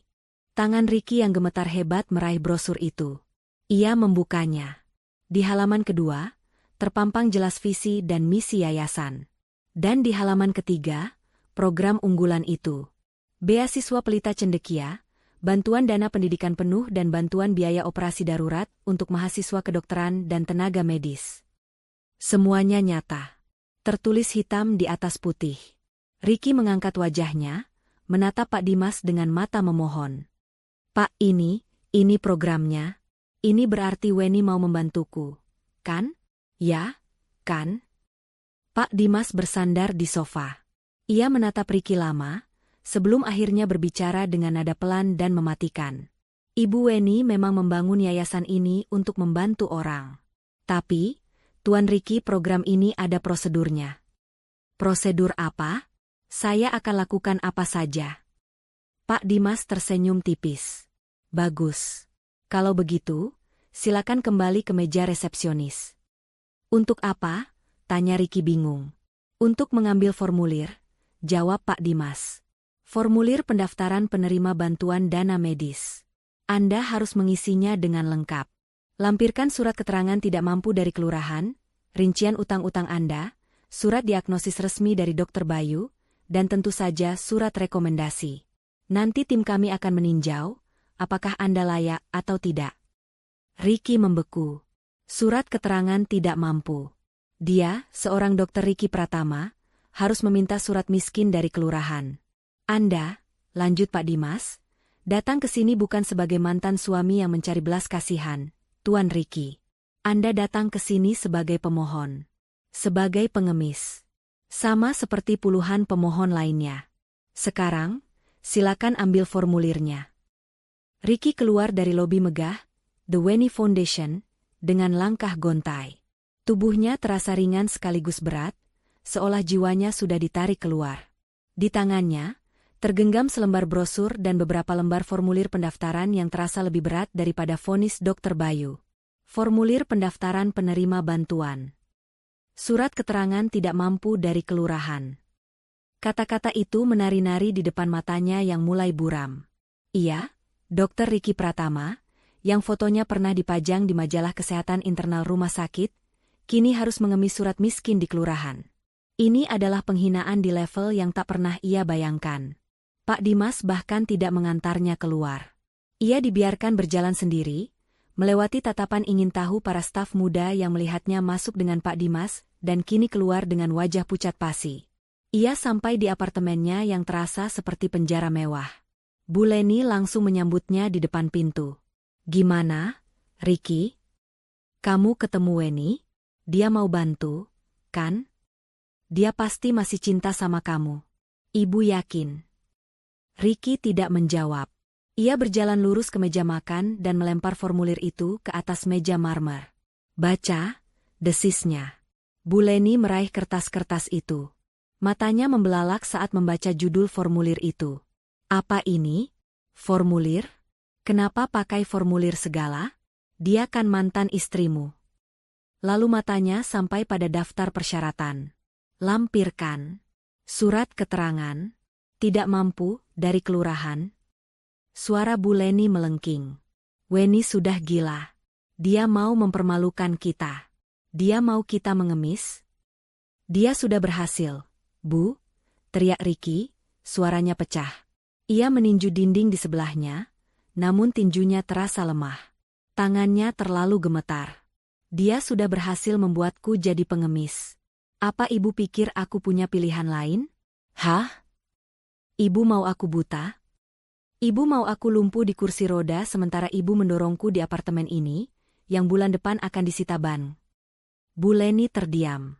Wajahnya pucat. Realitas menghantamnya tanpa ampun. "Ambil tas ibu," perintah Ricky dingin. "Kita ke kantor kelurahan. Sekarang." "Tapi, Ricky, ibu malu." Rintih Bu Leni. "Ibu lebih malu mana? Pergi ke kelurahan, atau didatangi debt collector dan diusir dari apartemen ini di depan teman-teman arisan ibu?" Bu Leni tidak bisa membantah. Dengan tubuh gemetar, ia mengganti bajunya. Ia sengaja memakai kacamata hitam besar dan masker, berharap tidak ada yang mengenalinya. Perjalanan ke kantor kelurahan adalah perjalanan paling memalukan dalam hidup mereka. Mereka tidak bisa naik BMW yang pajaknya sudah mati itu. Mereka harus naik taksi online, yang berhenti tepat di depan gapura kelurahan yang catnya sudah kusam. Begitu masuk, semua mata memandang mereka. Staf kelurahan yang sedang sibuk mengetik, warga lain yang sedang antre BPJS gratis. Mereka adalah pemandangan yang sangat kontras. Bu Leni dengan tas bermerek KW yang disembunyikannya, dan Ricky, dokter muda yang wajahnya mulai dikenali warga sekitar, kini duduk di kursi tunggu plastik berwarna oranye yang retak-retak. "Loh, ini bukannya Dokter Ricky yang tinggal di apartemen Puncak Jaya, ya?" bisik seorang staf ke temannya. "Iya, kok kesini? Bukannya ini loket untuk surat miskin?" Ricky hanya menunduk, mengepalkan tangannya yang gemetar di pangkuannya. Bu Leni pura-pura sibuk dengan ponselnya, meski layarnya mati. Saat giliran mereka dipanggil, Ricky maju ke loket dengan kaki berat. "Selamat pagi, Pak. Ada yang bisa dibantu?" Saya mau mengurus surat keterangan tidak mampu," ucap Ricky, suaranya nyaris tak terdengar. Petugas itu mengangkat wajahnya, terkejut. "Maaf, Pak, untuk siapa?" "Untuk saya, Ricky Pratama." Petugas itu memandangnya dari atas ke bawah. "Pak Ricky yang dokter itu? Yang di apartemen? Maaf, Pak, tapi Bapak tidak terlihat." "Saya sakit," potong Ricky, nadanya naik. "Saya sakit parah, butuh biaya operasi 3 miliar. Saya sudah tidak bekerja. Saya bangkrut. Saya tidak punya uang. Apa itu kurang jelas? Berikan saja formulirnya." Seluruh kantor kelurahan hening. Semua mata menatap Ricky. Bu Leni rasanya ingin pingsan di tempat. Penghinaan ini lebih buruk dari kematian. Setelah proses yang terasa seperti 1 abad, diwarnai tatapan curiga dan bisik-bisik yang menyakitkan, selembar kertas berharga itu akhirnya ada di tangan Ricky. Surat keterangan tidak mampu. Stempel basah kelurahan itu terasa seperti cap panas yang membakar telapak tangannya. Malam itu, Ricky tidak bisa tidur. Ia duduk di meja kerjanya, di bawah lampu baca yang redup. Ia mengisi lembar demi lembar formulir pendaftaran dari The Weni Foundation. Nama pemohon, Ricky Pratama. Pekerjaan, dokter bedah, non-aktif. Ia sampai pada kolom, rincian utang. Ia menuliskannya satu persatu, menelan harga dirinya di setiap goresan pena, KPR apartemen Puncak Jaya, sisa pokok, 1,2 miliar. KKB mobil BMW seri 3, sisa pokok, 450 juta. Kartu kredit Bank A, 80 juta. Kartu kredit Bank B, 75 juta. Pinjaman personal Bank C, 100 juta. Totalnya melebihi 2 miliar rupiah. Di kolom, aset yang dimiliki, ia menulis satu kata, nihil. Ia melampirkan surat miskin itu, fotokopi semua tagihan utangnya, dan surat diagnosis dari Dokter Bayu. Sebuah proposal lengkap tentang kebangkrutan dan kegagalannya. Keesokan paginya, ia kembali ke gedung yayasan. Kali ini, penampilannya lebih menyedihkan. Ia tidak bercukur, matanya merah. Ia menyerahkan map tebal itu kepada resepsionis Vina, yang menerimanya dengan senyum profesional yang sama. Baik, Pak. Berkas Anda sudah kami terima. Tim peninjau kami akan memprosesnya. Mohon ditunggu. Ricky menunggu di lobi. 1 jam. 2 jam. 3 jam. Ia melihat orang-orang berlalu lalang. Ia melihat mahasiswa kedokteran yang ceria, yang mungkin dibiayai oleh Weni. Tepat saat ia mengira akan disuruh pulang, Pak Dimas muncul dari lift. Pak Ricky, Ibu Weni akan menemui Anda sekarang. Jantung Ricky serasa copot. Ini saatnya. Ia mengikuti Pak Dimas seperti domba menuju penjagalan. Mereka naik lift pribadi ke lantai tertinggi. Lantai penthouse. Pintu lift terbuka, langsung menuju sebuah ruangan kantor yang sangat luas. Dindingnya didominasi kaca, menyajikan pemandangan 180 derajat kota Jakarta. Di tengah ruangan itu, di balik meja kayu mahoni raksasa yang bersih, duduklah Weni. Ricky berhenti bernapas. Weni yang ia lihat kini bukan Weni di foto. Dia jauh lebih berkuasa. Rambutnya disanggul modern yang rapi. Ia mengenakan blus sutra berwarna zamrud yang elegan. Wajahnya dipoles riasan tipis namun tegas. Ia sedang membaca sesuatu di layar komputernya. Ia tidak langsung mendongak saat Ricky dan Pak Dimas masuk. Ibu, Pak Ricky sudah di sini, kata Pak Dimas pelan. Weni menyelesaikan apa yang ia baca. Lalu, ia mengangkat kepalanya perlahan. Mata itu yang paling berubah. Dulu mata itu penuh cinta, penuh pemujaan. Kini, mata itu dingin, tenang, dan tajam seperti mata elang. Tidak ada cinta, tidak ada benci. Hanya kalkulasi. Silakan duduk, Pak Ricky, kata Weni. Suaranya datar. Bukan, Mas Ricky. Tapi, Pak Ricky. Ricky duduk di kursi kaku di depan meja Weni. Ia merasa seperti terdakwa. Pak Dimas berdiri diam di sudut ruangan. Saya sudah meninjau berkas permohonan Anda. Weni memulai, suaranya tenang, seolah sedang membahas laporan cuaca. Ia mengambil map Ricky yang tadi diserahkannya. Diagnosis NMOS dari Dokter Bayu, valid, progresif. Kebutuhan dana 3 miliar, kami sudah verifikasi ke rumah sakit di Singapura. Angkanya akurat. Weni membuka lembar berikutnya. Dan rincian utang Anda. Total pukul 25 miliar. Sangat impresif. Anda berhasil menghabiskan uang sebanyak itu hanya dalam 1 tahun. Wajah Ricky memerah karena malu. Weni. Ricky tidak tahan lagi. Ia harus memohon. Wen aku minta maaf. Aku tahu aku salah. Aku buta, Wen aku sombong aku. Weni mengangkat tangannya sedikit, telapak tangannya menghadap Ricky. Sebuah gestur kecil, namun memiliki kekuatan luar biasa untuk membungkam Ricky seketika. "Pak Ricky," katanya, nadanya masih datar, "saya tidak tertarik dengan permintaan maaf Anda. Itu urusan personal Anda, dan tidak ada nilainya dalam proposal bisnis ini." "Bisnis?" Ricky ternganga. "Tentu saja. Yayasan ini adalah entitas legal. 3 miliar rupiah adalah investasi yang sangat besar untuk menyelamatkan satu nyawa. Tim saya harus meninjau, apakah aset yang akan diselamatkan ini sepadan dengan biayanya." Ricky merasa seperti ditusuk. "Aset? Kamu anggap aku aset?" "Tentu saja. Anda seorang dokter bedah terlatih. Anda punya keahlian. Sayang sekali jika harus dibuang begitu saja menjadi buta atau lumpuh." Weni menatapnya tajam.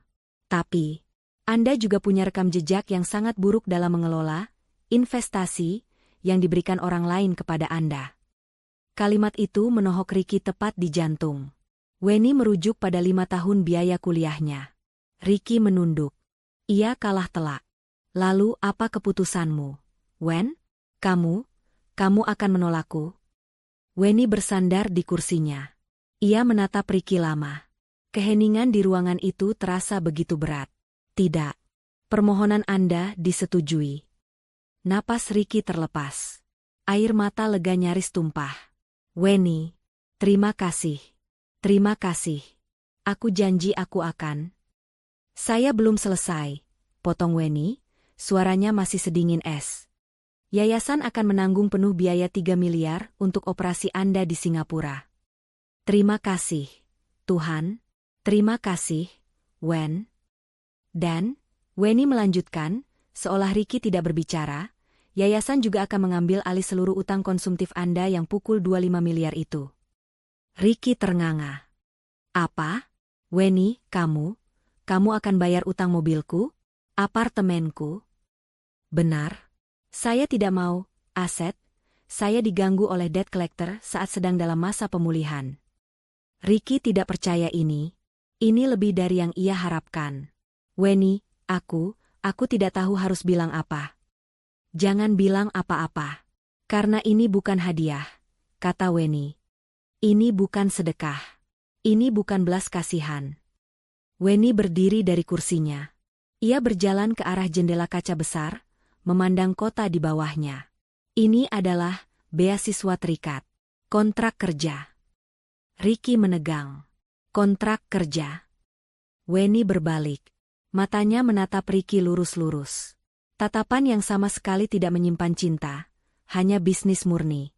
"Yayasan Weni akan menginvestasikan total pukul 55 miliar rupiah untuk Anda. Setelah Anda pulih total, dan Anda akan pulih, Anda bukan lagi Dr. Ricky Pratama yang angkuh dan bebas. Anda adalah aset milik The Weni Foundation." Ricky menatap Weni dengan pandangan tidak percaya. "Aset milik yayasan?" "Tepat sekali." Weni kembali duduk di kursinya, seolah baru saja menutup kesepakatan bisnis yang normal. Ia memberi isyarat pada Pak Dimas. Pak Dimas melangkah maju, membawa sebuah map kulit tebal berwarna hitam, dan meletakkannya di meja depan Ricky. "Silakan dibaca, Pak Ricky," kata Pak Dimas. "Itu kontrak kerja Anda." Tangan Ricky yang gemetar membuka map itu. Di dalamnya, bukan hanya satu lembar, tapi puluhan lembar kertas perjanjian legal yang padat. Perjanjian pengalihan utang dan kontrak pengabdian. Weni mulai menjelaskan, suaranya datar dan tanpa emosi, seperti membacakan laporan keuangan. 1. Yayasan akan melunasi seluruh utang Anda, pukul 55 miliar rupiah, dalam 1x 24 jam. 3 miliar untuk biaya operasi Anda, pukul 25 miliar untuk melunasi KPR, KKB, dan semua kartu kredit Anda. Ricky menelan ludah. 2. Seluruh aset yang terkait dengan utang tersebut, apartemen di Puncak Jaya dan mobil BMW seri 3 Anda, akan disita oleh yayasan sebagai jaminan kolateral. Tim Pak Dimas akan mengurus pengosongannya besok pagi. Anda dan ibu Anda punya waktu malam ini untuk berkemas. Mata Ricky terbelalak. Disita? Tapi, aku akan tinggal di mana? 3. Yayasan akan menyediakan akomodasi dasar untuk Anda selama masa kontrak. Sebuah kamar di asrama staf klinik kami. 4. Kontrak ini bersifat mengikat. Anda akan mengabdikan diri sebagai dokter di bawah naungan The Weni Foundation. Mengingat total investasi yayasan pada Anda adalah pukul 55 miliar, dan gaji standar dokter di klinik kami adalah 15 juta per bulan, maka Weni mengambil kalkulator di mejanya, menekankannya dengan pelan. Anda terikat kontrak pengabdian penuh dengan kami selama 28 tahun. 28 tahun. Ricky merasa lemas. Itu adalah hukuman seumur hidup. Kecuali, lanjut Weni, seolah membaca pikirannya, jika Anda bekerja dengan sangat baik. Yayasan kami memiliki program percepatan untuk aset berprestasi. Jika Anda bisa menunjukkan dedikasi dan pelayanan yang luar biasa di tempat terpencil, mungkin kontrak Anda bisa ditinjau ulang. Tempat terpencil, desis Ricky. Tentu saja. Anda tidak mengira saya akan menempatkan Anda di rumah sakit mewah di Jakarta, kan, Pak Ricky? Weni tersenyum tipis. Senyum pertama yang Ricky lihat, dan itu adalah senyum yang paling menakutkan. Anda akan ditempatkan di klinik bakti medika kami. Di sebuah desa terpencil di kaki gunung, 8 jam perjalanan darat dari kota terdekat. Ricky menunduk. Ia tidak punya pilihan. Menandatangani kontrak 28 tahun di desa terpencil, atau menjadi buta, lumpuh, dan dikejar debt collector di penjara. Saya tanda tangan, lirih Ricky. Pilihan yang bijak, kata Weni. Ia menyodorkan pena mahal. Ricky mengambil pena itu. Tangannya gemetar hebat. Separuh karena penyakit, separuh karena nasibnya yang baru saja disegel. Ia menandatangani setiap lembar yang ditunjuk oleh Pak Dimas. Baik, kata Weni. Segera setelah tanda tangan terakhir dibubuhkan. Pak Dimas akan mengantar Anda ke bank untuk membuka rekening baru atas nama yayasan, dan mengatur keberangkatan Anda ke Singapura lusa. Selamat bekerja, Dr. Ricky. Weni kembali menatap layar komputernya, mengabaikan Ricky sepenuhnya, seolah rapat telah usai dan Ricky sudah tidak ada di ruangan itu. 2 hari kemudian, tim dari Pak Dimas datang ke apartemen Puncak Jaya. Bu Leni, yang mengira Weni akan luluh dan membiarkan mereka tinggal, meraung-raung histeris. Weni, kamu jahat. Kamu tega. Ini rumah kami. Kamu mau kami tinggal di mana? Pak Dimas hanya menunjukkan surat sita yang sah. Maaf, Ibu Leni. Utang KPR ini sudah dilunasi oleh yayasan. Sesuai perjanjian, aset ini menjadi milik yayasan. Ibu punya waktu 1 jam untuk membawa barang-barang pribadi Ibu. Bu Leni yang sombong itu terpaksa mengemasi pakaiannya ke dalam koper tua, disaksikan oleh tetangga apartemen yang berbisik-bisik. Mobil BMW Ricky diderek dari parkiran basement. Bu Leni diantar oleh taksi ke sebuah rumah kos bulanan yang sempit dan pengap di pinggiran kota, yang sudah dibayar oleh yayasan untuk 3 bulan pertama. Setelah itu, ia harus menghidupi dirinya sendiri. Sementara itu, Ricky menjalani operasinya di Singapura. Semuanya berjalan lancar. Teknologi sel punca berhasil mereset sistem imunnya. Proses pemulihannya panjang dan sepi. Tidak ada Bu Leni yang mendampingi, tidak ada kolega yang menjenguk. Hanya ada perawat yang dibayar oleh yayasan. 2 bulan kemudian, Ricky kembali ke Indonesia. Ia sudah pulih total. Tangannya tidak lagi gemetar. Pandangannya kembali jernih. Tapi ia bukan lagi orang yang bebas. Ia dijemput di bandara oleh staf yayasan, diberi seragam, kemeja batik sederhana dengan logo The Weni Foundation, dan langsung diantar ke terminal bus antar kota. 8 jam perjalanan di bus ekonomi yang panas, dilanjutkan 2 jam perjalanan dengan ojek di jalanan berbatu, akhirnya ia tiba di klinik bakti medika. Sebuah bangunan sederhana bercat putih di tengah desa yang dikelilingi sawah. Tidak ada AC, hanya kipas angin. Tidak ada alat canggih, hanya stetoskop, tensimeter, dan obat-obatan dasar. Ricky, mantan dokter bedah primadona, kini harus menangani pasien batuk pilek, diare, dan ibu-ibu melahirkan dengan peralatan seadanya. Awalnya ia marah, benci, dan merasa terhina. Namun, ia tidak punya pilihan. Setiap hari ia bekerja di bawah pengawasan kepala klinik yang tegas. Di Jakarta, Bu Leni menderita. Uang 3 bulan habis. Ia terpaksa menjual tas-tas KW-nya. Ia, yang dulu menghina Weni, kini harus bekerja serabutan, membantu di warung makan tetangga, mencuci piring hanya untuk bisa makan. Setiap kali ia melihat berita di televisi dan wajah Weni muncul sebagai filantropis terkemuka, Bu Leni hanya bisa menangis dalam penyesalan yang tak berujung di kamar kosnya yang sempit. 6 bulan berlalu. Ricky mulai terbiasa. Ia mulai menemukan sesuatu yang hilang dari hidupnya, ketulusan. Ia melihat pasien-pasien desa yang sangat berterima kasih hanya karena ia memeriksa mereka. Ia membantu seorang anak yang patah tulang dengan alat seadanya. Ia menyadari, inilah arti menjadi dokter. Bukan kemewahan, bukan status. Suatu sore, sebuah helikopter mendarat di lapangan desa, membuat heboh seluruh warga.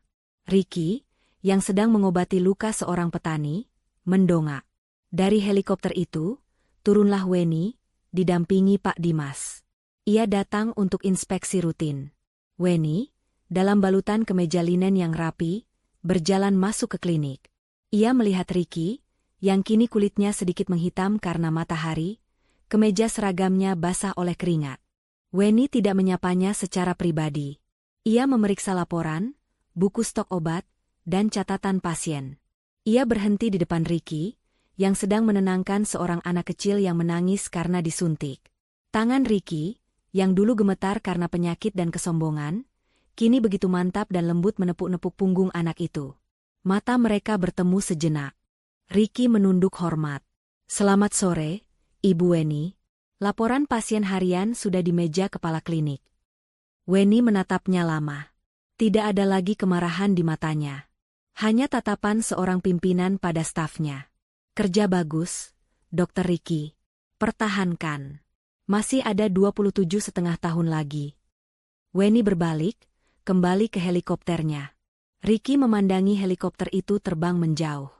Ia menghela napas panjang. Ia memang sudah tidak setara dengan Weni. Weni berada di langit, sementara ia di bumi. Weni telah menang mutlak. Ia tidak hanya mengambil kembali uangnya. Ia tidak hanya membalas dendam. Ia telah mengambil hidup Ricky, menghancurkannya, lalu membangunnya kembali sesuai versinya. Seorang dokter yang mengabdi, bukan seorang suami yang angkuh. Weni telah berhasil mewariskan kebaikan, dengan cara yang paling menyakitkan sekaligus paling adil. Pesan moral singkat. Kesombongan adalah utang yang bunganya paling besar. Ia akan menagih saat kita paling tidak siap. Sementara ketulusan adalah investasi. Ia akan kembali berlipat ganda, seringkali dalam bentuk yang tak terduga.